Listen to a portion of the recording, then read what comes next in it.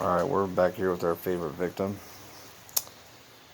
Drive axle was making a little bit of noise, so it's time to go in and perform the dreaded drive axle surgery that you don't ever want to do. It's not very much fun. So I'm just going to put you guys right there. Hopefully you guys can catch most of this. The only tools you'll need here will be your 17 to take off your castle nut. You'll need a, let's see, it's a 32 millimeter axle nut socket, and you might encounter, I don't remember not, but you might encounter some smaller ones on the bottom here to take off the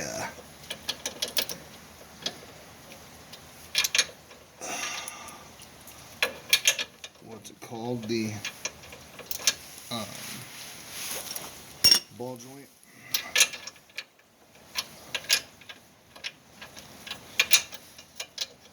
Yeah, so it's also the 17 and 2 19s to get that bottom one off.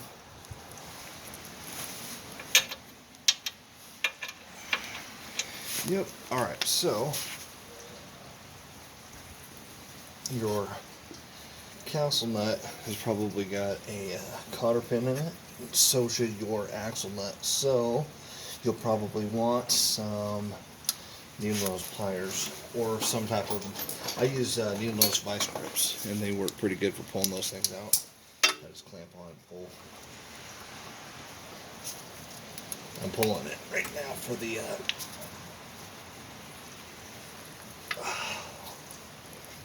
what's it called, the castle nut right now. It's on there pretty good though. Oh, got it. Cotter pin out. And I already got the cotter pin out for the big, what's it called? Drive axle nut. So I'm gonna put my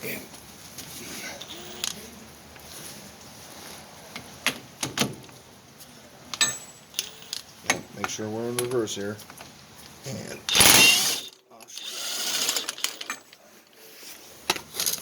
boom. Okay, and then I like to, if I can get my gun in here, and that's a big if, I like to use it to get these big ones off too.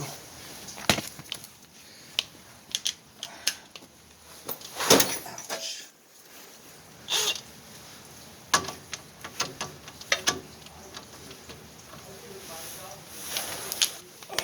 What is that? Must be the 19 then too? No, that one's a 19 also for the castle. That one's off. Casting that action.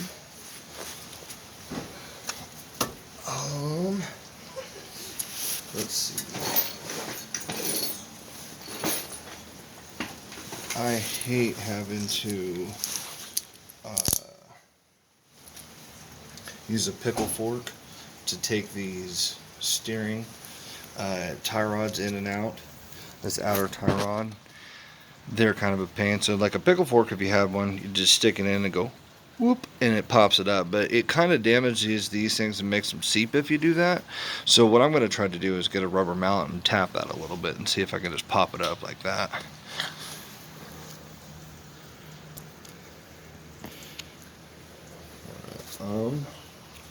Let's see. Before I do that though, I'm going to take off these top two.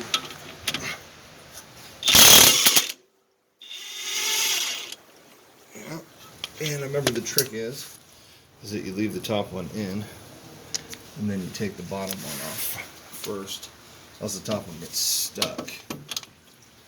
And I'll have to use my actual for this. No power will fit in there, unfortunately.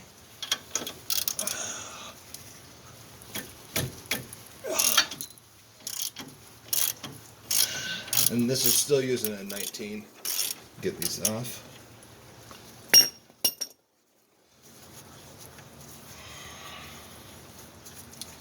Now also I'm going to leave the bolts themselves in. I'm just taking the nuts off until I get the outer tie rod end out. That's this other thing will just be flopping around, and I don't want that very much. And our whole goal with this thing is just to get this done without having to disassemble a whole bunch of extra stuff. So let's go and find ourselves a rubber mallet. Hopefully it's in here. No, and no. Alright. Gotta run to the house real quick and go get this rubber mallet. Not what you ever want to do when you're out working. Let's go back in just to get yourself a tool.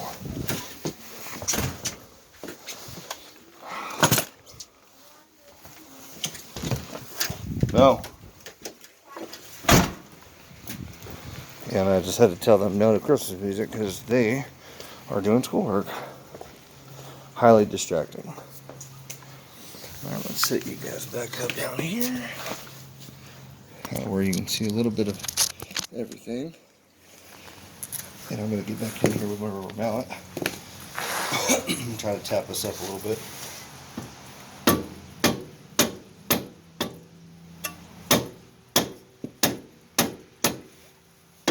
Sometimes if you tap on the edge, it lets it go, but not at all these.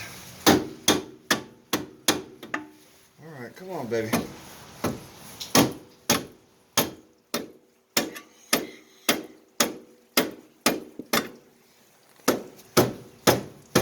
Oh, come on.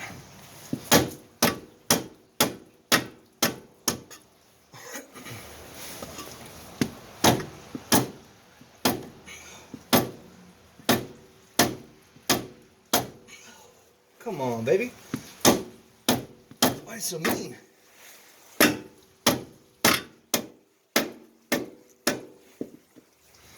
Why are you so mean? Yeah, these outer tie rods, for just being on the car forever, they get stuck in position and don't want to come out.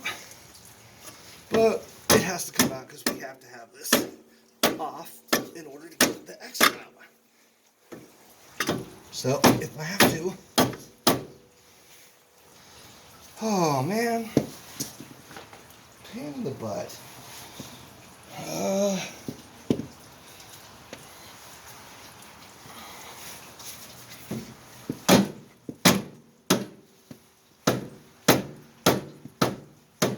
come on.